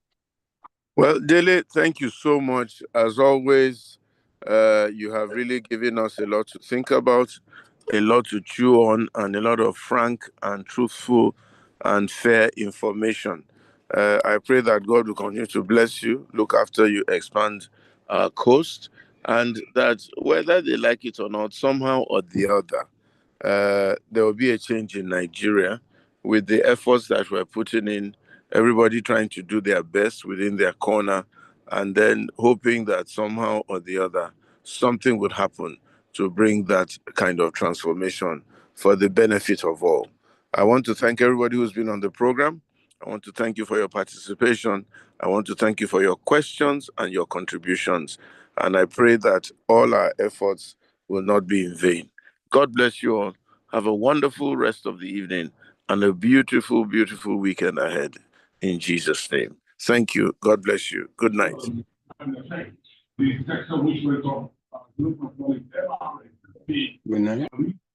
Good night. Thank you. Thank you all. Thank you so much. See you again next week. Thank you, God guys. bless Good night, everyone. Farotimi, thank you so very much for your time. We appreciate Thank you. you. Thank you. Thank you. Thank you, Look Father. forward working Thank you. with you. Thank you. Thank you so much. Thank you. Thank you Yeah, very Thank you very thank you much. so much. Wonderful. Thank you. Bless you. And have a Thank you Thank for you, coming, Dele. Mr. Dele. I would like